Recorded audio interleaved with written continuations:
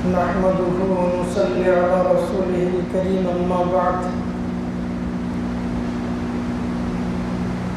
أعوذ بالله من الشيطان الرجيم بسم الله الرحمن الرحيم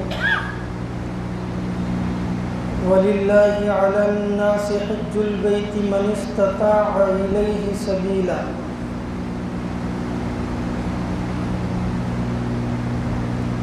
صدق الله العظيم وقال النبي صلى الله تعالى عليه وسلم الحج المبرور ليس له جزاء إلا الجنة أو كما قال عليه الصلاة والسلام۔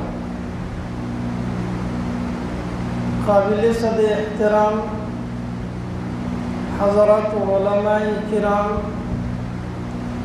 گرامی قدر بزرگوں اور عزیز نوجوان بھائی، اسلامی مہینوں کی ترتیب کے اعتبار سے یہ مہینہ ذی قعدہ کا چل رہا ہے۔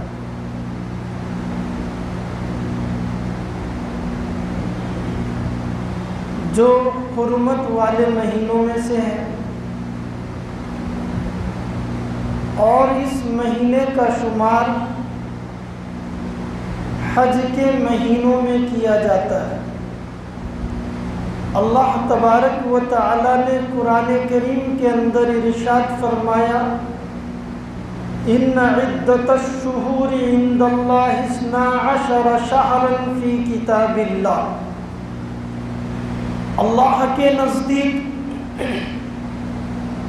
مہینوں کی گنتی 12 ہے۔ منہا 4 حرم، ان 12 میں سے 4 مہینے عزت و حرمت والے ہیں۔ ذی قعدہ، ذو الحجہ، محرم، یہ 3 مہینے لگاتار، اور چوتھا مہینہ رجب۔ ان مہینوں میں عرب بھی قتل و قتال کو اور لڑائی و جھگڑے کو ناپسند سمجھتے تھے، اور علماء کرام نے لکھا ہے کہ ذی قعدہ، شوال، ذی قعدہ اور ذی الحجہ یہ حج کے مہینے میں، اور حج یہ ایسی عظیم عبادت ہے اور اسلام کا ایسا عظیم الشان رکن ہے جس میں انسان کا جان بھی، مال بھی اور وقت بھی لگتا ہے، اور یہ عشقیہ عبادت ہے، اور اسے اس مقام کے اوپر ادا کیا جاتا ہے جو مقام اللہ تبارک و تعالیٰ کی تجلیات اور توجہات کا مرکز ہے۔ امام بیہقی رحمۃ اللہ علیہ نے حضرت عبداللہ بن عمرو بن العاص رضی اللہ تعالیٰ عنہ سے شعب الایمان میں ایک روایت نقل فرمائی کہ جہاں پر بیت اللہ قائم ہے بعینی ہی اس کے اوپر 7ویں آسمان پر بیت المعمور ہے، اور بیت المعمور سے بالکل اوپر عرش الہی ہے۔ روزانہ 70,000 فرشتے اس بیت المعمور کا طواف کرتے ہیں۔ اگر اوپر سے کوئی چیز نیچے گرا دی جائے تو وہ بیت اللہ کے اوپر آ کر گرے گی، اور اللہ تبارک و تعالیٰ کی تجلیات اور توجہات عرش الہی سے بیت المعمور سے ہو کر سب سے پہلے بیت اللہ کے اوپر نازل ہوتی ہے، اور بیت اللہ سے پھر پورے دنیا کے اندر وہ پھیلتی۔ اس لیے علماء کرام نے لکھا ہے کہ بیت اللہ کو دیکھنا بھی عبادت ہے۔ میں نے حج کے زمانے میں محبوب العلماء والصلحاء کو دیکھا، حضرت مولانا پیر ذوالفقار احمد نقشبندی دامت برکاتہم العالیہ کو، کہ رات میں جب آپ بیت اللہ میں مطاف میں تشریف لائے تو بس بیت اللہ کو دیکھنا شروع کر دیا، کیونکہ یہ انوارات اور توجہات الہی کا مرکز ہے۔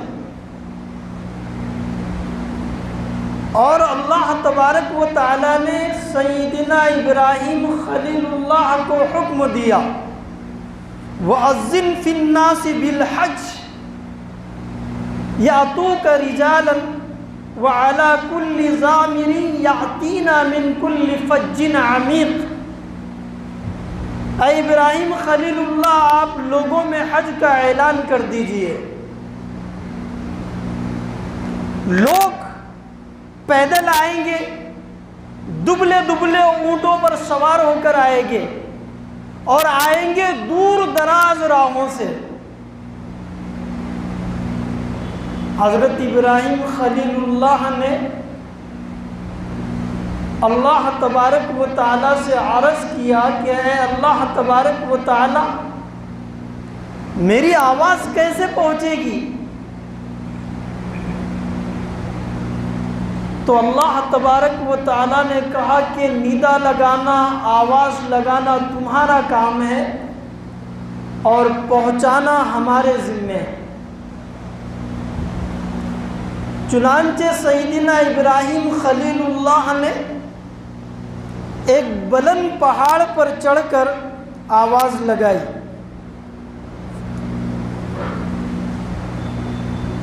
اے لوگوں، اللہ تبارک و تعالیٰ نے اپنا گھر بنایا ہے، لہذا اس کا حج کرو۔ سیدنا ابراہیم خلیل اللہ کی اس آواز کو اللہ تبارک و تعالیٰ نے اپنی قدرت کاملہ سے موجود تمام مخلوقات تک، حتیٰ کہ جو بچے ماں کے پیٹوں میں اور باپ کی پشتوں میں تھے، اللہ تبارک و تعالیٰ نے ان تک بھی اس ندا اور آواز کو پہنچا دیا۔ اور جس نے حضرت ابراہیم خلیل اللہ کی اس آواز پر لبیک کہا، اور جتنی مرتبہ لبیک کہا، وہ اتنی مرتبہ بیت اللہ کی حاضری کی سعادت سے سرفراز کیا جائے گا۔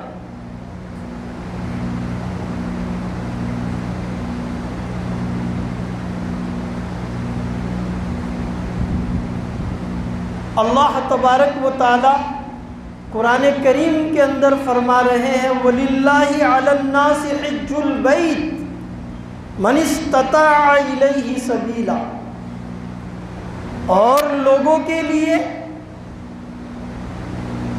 اللہ کے گھر کا حج کرنا ہے۔ مَنِ اسْتَطَاعَ إِلَيْهِ سَبِيلًا، جو وہاں پر جانے کی استطاعت رکھتا ہے۔ استطاعت کا لفظ قرآن کریم نے استعمال کیا ہے۔ اگر ہندوستان میں رہ رہا ہے تو ظاہری بات ہے کہ اس کے لیے سفر کے اخراجات کا اسے انتظام کرنا ہوگا۔ زیادہ راہ یعنی وہاں رہنے کے درمیان کھانے پینے کے جو اخراجات ہوں گے اس کا انتظام کرنا ہوگا۔ اہل و عیال کا جو نفقہ شریعت نے اس کے ذمہ واجب قرار دیا ہے، ان کے نفقے کا انتظام کرنا ہوگا۔ اور جب یہ تمام ہو جائے، تمام چیزوں کا بندوبست ہو جائے، تو پھر حج فرض ہو جائے گا. اور اگر مکہ کے اندر رہ رہا ہے تو اس کے لیے استطاعت مال نہیں، صحت تندرست ہے تو اس کے اوپر حج فرض ہے. دوسرے ممالک میں جو لوگ رہ رہے ہیں ان کے پاس ان تمام اخراجات کا بندوبست اور انتظام ہونا استطاعت کہلائے گا.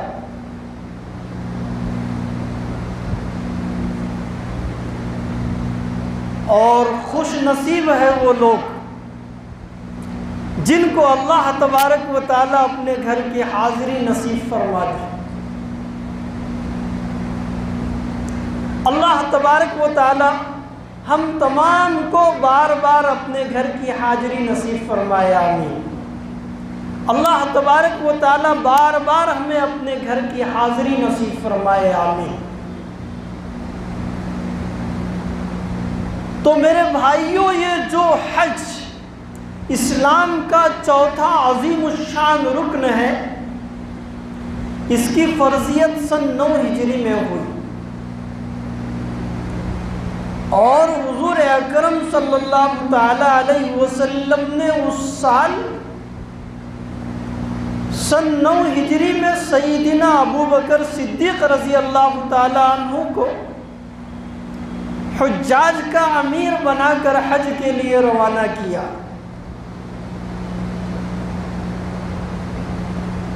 اور پیچھے سے سیدنا حضرت علی کرم اللہ وجہہ کو روانہ کیا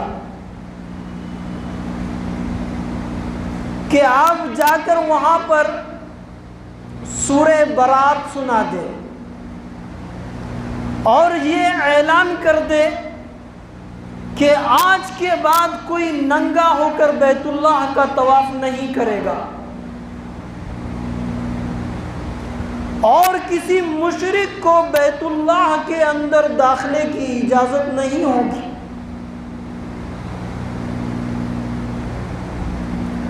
اور سن 10 ہجری میں حضور اکرم صلی اللہ تعالی علیہ وسلم نے حج کا ارادہ فرمایا،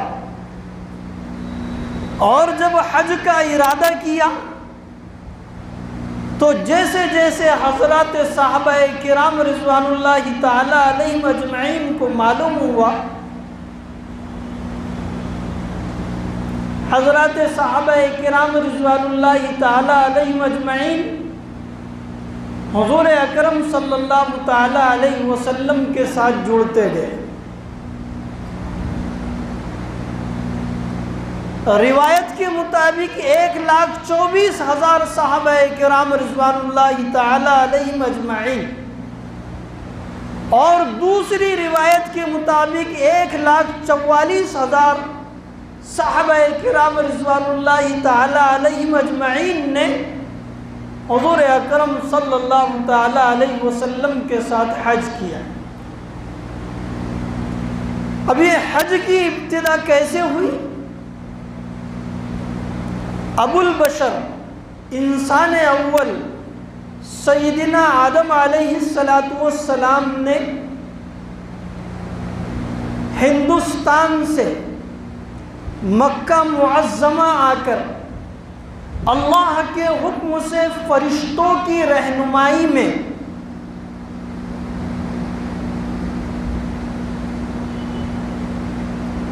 بیت اللہ کی تعمیر فرمائی،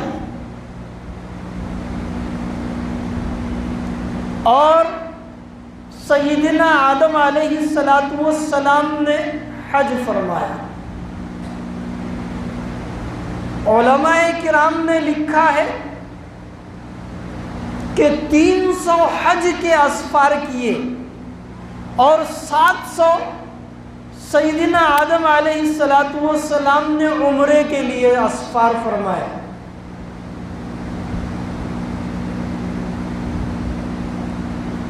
اور وہاں پر ابو البشر سیدنا آدم علیہ السلام نے دعا فرمائی، اللہم انک تعلم سریرتی وعلانیتی فاقبل معذرتی وَتَعْلَمُ حَاجَتِي فَأْتِنِي سُؤْلِي۔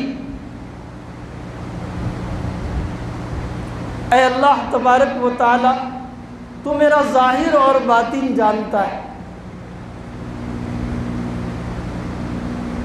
میرے دل کی حاجات کو بھی تو جانتا ہے، میرے دل کی حاجات کو پورا فرما، اور میں جو تجھ سے سوال کر رہا ہوں اے اللہ تبارک و تعالی میری مراد کو پوری فرما، میری مغفرت اور بخشش فرما۔ اللہم انی اسألک ایمانا یباشر قلبی، اے اللہ تبارک و تعالی میں تجھ سے ایسے ایمان کا سوال کرتا ہوں جو میرے دل میں پیوست ہو، وَيَقِينًا صَادِقًا حَتَّى أَعْلَمَ أَنَّهُ لَا يُصِيبُنِي إِلَّا مَا كَتَبْتَ لِي وَرِضًا بِمَا قَسَمْتَ لِي۔ اور اے اللہ تبارک و تعالی میں تجھ سے ایسے یقین کا سوال کرتا ہوں کہ جو آپ نے میرے لیے لکھ دیا ہے اس سے زیادہ نہ مجھے ملنے والا ہے اور نہ کوئی نقصان پہنچنے والا ہے، اور میں تیری تقسیم کے اوپر راضی ہوں۔ جواب میں سیدنا آدم علیہ السلام کو کہا گیا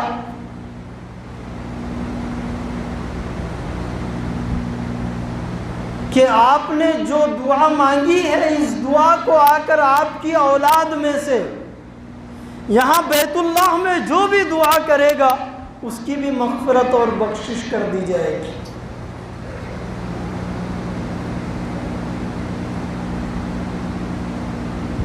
سیدنا آدم علیہ السلام نے جب حج فرما لیا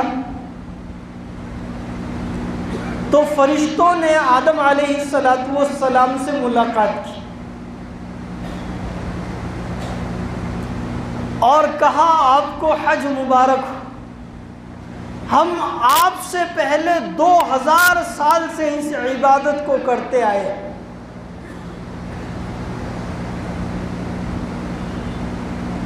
حضرت آدم علیہ السلام نے پوچھا کہ تم طواف کے درمیان میں کیا کلمات پڑھتے ہو؟ تو فرشتوں نے کہا کہ ہم سبحان اللہ والحمد للہ ولا الہ الا اللہ واللہ اکبر پڑھتے ہیں۔ تو سیدنا آدم علیہ السلام نے بھی طواف کے درمیان میں اس دعا کی کثرت فرمائی۔ حضور اکرم صلی اللہ تعالی علیہ وسلم سے جو دعائیں منقول ہے ان میں اللہم انی اسألک العفو والعافیہ فی الدنیا والآخرہ، ربنا آتنا فی الدنیا حسنہ وفی الآخرۃ حسنۃ وقنا عذاب النار۔ اے اللہ تبارک و تعالی میں تجھ سے دنیا اور آخرت میں عافیت اور معافی کا سوال کرتا ہوں۔ اے اللہ میری دنیا کو بھی اچھا کر دے اور میری آخرت کو بھی اچھا بنا دے۔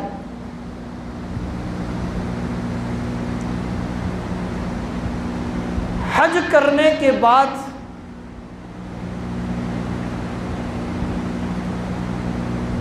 سیدنا آدم علیہ السلام نے اللہ کی بارگاہ میں عرض کیا، اے اللہ تبارک و تعالی ہر عبادت کا صلہ ملتا ہے، ہمارے لیے کیا فیصلہ ہے؟ تو اللہ تبارک و تعالی نے فرمایا کہ تمہاری مغفرت اور بخشش کر دی گئی، اور تمہاری اولادوں میں سے جو بھی یہاں پر آ کر دعائیں کرے گا میں اس کی بھی مغفرت اور بخشش کر دوں گا۔ یہ ایسی عظیم عبادت ہے، اس لیے روایت کے اندر کہا گیا من اراد الحج فلیتعجل الفریضہ، جو فرض حج کو ادا کرنا چاہتا ہو وہ جلدی کرے۔ تم میں سے کوئی نہیں جانتا کہ بعد میں کیا مسئلہ پیش آ جائے، کیا رکاوٹ بن جائے کہ انسان حج کو نہ جا سکے۔ اور انسان جن دنیاوی کاموں کی وجہ سے حج کو مؤخر کرتا ہے، بچوں کی شادی ہو جائے، مکان بن جائے، دکان سج اور سنور جائے، کاروبار سیٹ ہو جائے، اور جو دنیا کی حاجتیں ہیں جن کی وجہ سے حج فرض ہونے کے بعد میں بندہ تاخیر کرتا ہے، تو اس کی وہ ضرورتیں ویسی ہی باقی رہتی ہے اور حاجی حج کر کے آ جاتے ہیں۔ اور یہ حاجی جب وہاں پر جا کر کے دعائیں مانگتا ہے تو احادیث میں کہا گیا کہ اس کی دنیا کی مرادوں کو بھی اللہ تبارک و تعالیٰ پوری کرتے ہیں، اور آخرت کے لیے اس نے جو دعائیں مانگی ہے اللہ تبارک و تعالیٰ اس کے لیے آخرت کے واسطے انہیں ذخیرہ بنا دیتے۔ اس لیے میرے بھائیوں، جن لوگوں کے اوپر حج فرض ہے وہ اس میں تاخیر نہ کریں۔ اللہ کے رسول صلی اللہ تعالی علیہ وسلم نے جہاں فرمایا الحج المبرور لیس لہ جزاء الا الجنہ، کہ حج مبرور کا بدلہ تو جنت کے سوا کچھ نہیں۔ جس نے حج مبرور کیا، فحاشی، بے حیائی اور گناہوں سے اپنے آپ کو بچاتے ہوئے مناسک حج ادا کیا، وہ حج مبرور ہے۔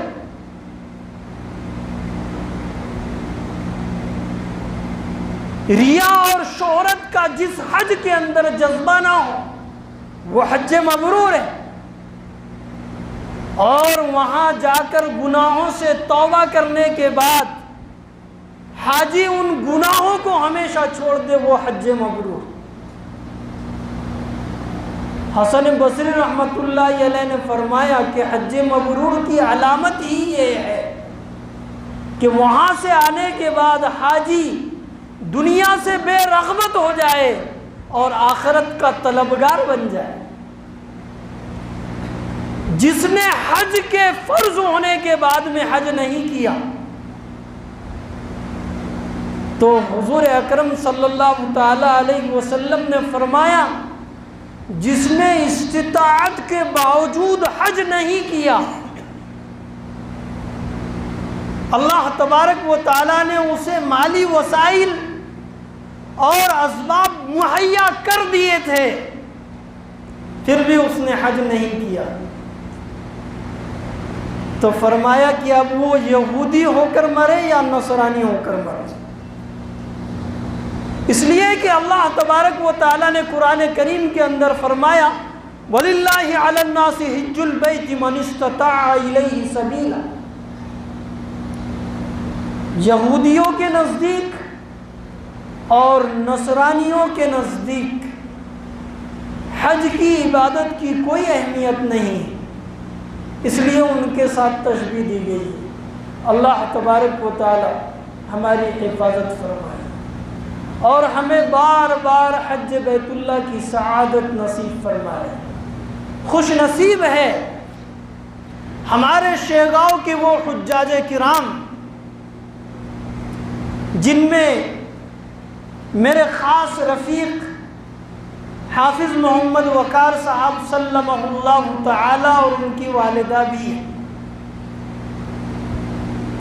اللہ تبارک و تعالی انہیں اور شیگاؤں سے جو 17 حاجی جا رہے ہیں ان تمام کو حج مبرور نصیب فرمائے، آمین۔